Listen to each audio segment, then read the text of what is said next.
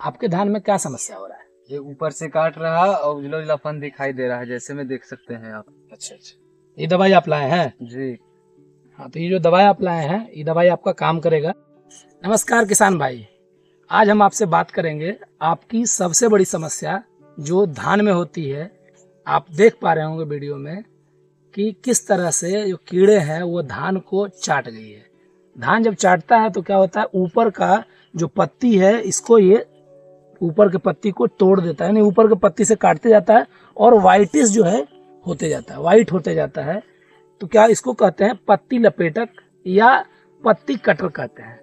अलग अलग भाषा में आप लोग अलग अलग कहते हैं, लेकिन इसका सिम्टम्स ये है कि ये ऊपरी भाग का जो ऊपर वाला है ऊपर से काटना शुरू कर देता है और नीचे की तरफ धीरे धीरे फैलता है और जहाँ काटता है वहाँ वाइटिस होना शुरू हो जाता है, यानी कि वो सीधे पट्टे को चाट जाता है। उसका मुख्य वजह जो है वो घनी रुपाई, अगर आपका धान जो है घना रोपा हुआ है तब इस तरह की समस्या हो सकती है, या बहुत दिनों तक अगर इसमें पानी जमाव रहा है या अगल बगल पानी जमाव रहा है तो यह कीट आपके खेत में आ जाती है। इसके अलावा अगर आप नत्रजन उर्वरक का प्रयोग अधिक मात्रा में कर रहे हैं तो भी यह कीट आ जाता है, क्योंकि नत्रजन उर्वरक के अधिक प्रयोग से जो धान है वो क्या हो जाता है, नरम हो जाता है, और नरम जब होगा तो वो कीड़े को अट्रैक्ट करता है। तो ये सारी चीज़ें, और एक और कारण है, अगर आप अपना खेत में फसल बदल करके नहीं लगाते हैं तो आपको पत्ती लपेटक, तना छेदक, विभिन्न तरह के कीड़े आते हैं। तो अगर आपके खेत में इस तरह की समस्या है तो परेशान होने की जरूरत नहीं है। आपको एक दवाई है जो मैं आपको बता रहा हूँ, उसका आप प्रयोग कीजिएगा, उससे ये पूरी तरीके से कंट्रोल हो जाएगा। लेकिन हाँ, इस बात का ध्यान रखिए कि अगर आपने इसका कंट्रोल नहीं किया तो अभी देखिए इस खेत में है, ये धीरे धीरे आगे वाले खेत में फैलता चला जाएगा। ये धीरे धीरे फैल करके आपके पूरे खेत को, अगल बगल के खेत को भी डैमेज करता है, क्योंकि कीड़ा जैसे जैसे खेत को चाटता जाएगा, काटता जाएगा, वो आगे की तरफ बढ़ता जाएगा। तो आप लोगों को इसका कंट्रोल करना होगा। कंट्रोल करने के लिए एक बात का ध्यान रखिए कि आप अपने खेत से जो है पहले तो पानी जो इसमें है उसको निकाल दीजिए, एक्स्ट्रा पानी जो भी है उसको निकाल दीजिए। उसके साथ आपको मैं 2-3 दवाई बता रहा हूँ, आप मार्केट से जा करके ला सकते हैं। एक दवाई हम आपको दिखा भी देंगे। एक दवाई आती है लैम्बडा साइलोहेथ्रिन करके आता है, 5% EC, आप उसका प्रयोग कर सकते हैं। 1 ml पर लीटर का सॉल्यूशन, यानी 15 लीटर के टंकी में आप उसी हिसाब से 15 ml डाल करके उसका स्प्रे कर दीजिए। इस बात का ध्यान रहे कि जब भी आप कीड़े मारने वाली दवाई का प्रयोग कीजिए तो वह अर्ली मॉर्निंग, यानी कि सुबह के समय में या शाम के समय में होना था। आपको मैं दिखाता हूँ ये प्रोडक्ट जो है, ये देखिए लैम्बडा साइलोहेथ्रिन 5% EC है। ये दवाई आपको पत्ती लपेटक, तना छेदक आपको समझाते हैं। जैसे ये मानिए ये पौधा है, आप कभी कभी नोटिस किए होंगे कि क्या होता है, ये वाला जो तना है इसमें पूरा छेद कर देता है और आपके पत्ते जो है डैमेज हो जाते हैं। ये जो तना आपको दिख रहा है इसमें क्या होता है, आपके पत्ते को छेद कर देता है, यहीं से उसको डैमेज कर देगा, ये धीरे धीरे पीला हो जाएगा, आपकी पत्तियां भी पीला हो जाती है, वो तना छेदक होता है। इसके अलावा और भी जो कीड़े मकोड़े इसमें आते हैं उसको ये कंट्रोल करता है, उसको ये खत्म कर देता है। अगर पत्ती लपेटक हो गया या पत्ती चूसक जिसको कहते हैं, तो उसके लिए जो है ये दवाई लैम्बडा साइलोहेथ्रिन 5% EC, जो विभिन्न कंपनी का अलग अलग नाम से आता है, आपको जो कंपनी समझ में आए आप ले लीजिए। ये आपके लिए काफ़ी कारगर समझ में आएगा।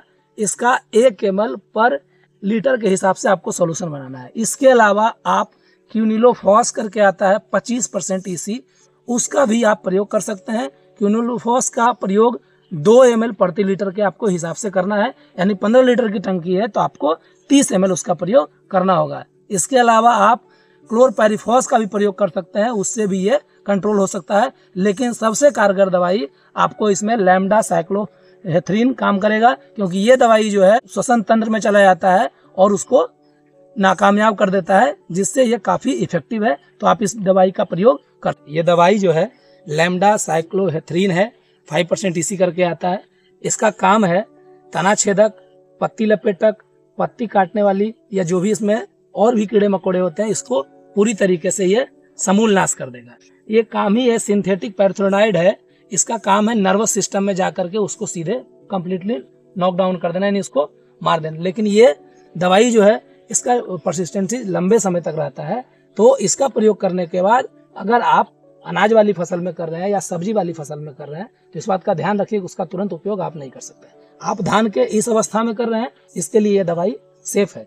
ये दवाई अगर आप किसान भाई कोई भी आप ये दवाई ले आइए, अगर इस तरह की समस्या आपको है, या क्विनोलोफॉस या क्लोरपाइरीफॉस जो दवाई में आपको मिलता है आप वो ला करके इसका प्रयोग कर दीजिए, उससे ये कंट्रोल हो जाएगा। और कंट्रोल होने के बाद ये एक ही खेत में रुक जाएगा, ये दूसरे खेत में नहीं जाएगा। लेकिन बात यह है कि ये समस्या आ क्यों रहा है, हमको उस समस्या का समाधान करना होगा। जैसा कि हम वीडियो के शुरुआत में आपको बता चुके हैं, तो आपको संतुलित मात्रा में नाइट्रोजन का प्रयोग यानी कि यूरिया का प्रयोग संतुलित मात्रा में करना चाहिए।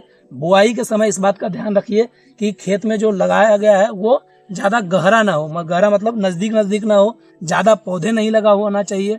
इसके अलावा आप जो है क्रॉप रोटेशन का प्रयोग कीजिए, फसल बदल करके लगाइए और अपने खेत में जो है पानी का जमाव की स्थिति नहीं होने दीजिए। अगर लंबे समय तक जमाव की स्थिति रहेगा तो इस तरह का प्रॉब्लम होगा। और वैरायटी को बदल के लगाइए। अगर इस तरह की चीज़ें आप करेंगे तो ये समस्या आपको नहीं होगी। उम्मीद है आपको दी गई जानकारी आपके लिए काफ़ी कारगर साबित होगी और काफ़ी इफेक्टिव होगी और इससे आपको समाधान मिल जाएगा। अगर आपने अभी तक हमारे चैनल एग्रो मास्टर स्टडी को सब्सक्राइब नहीं किया है तो आप लोग कर लीजिए और लाइक शेयर जरूर कीजिए, क्योंकि लाइक शेयर और सब्सक्राइब ही हमारे लिए एनर्जी का काम करता है, ताकि हम आपको इसी तरह के वैल्यूएबल इंफॉर्मेशन दे सके और आपका समाधान कर सके। उम्मीद है आपके लिए जानकारी काफ़ी अच्छा साबित होगा। जय जवान, जय किसान, जय विज्ञान।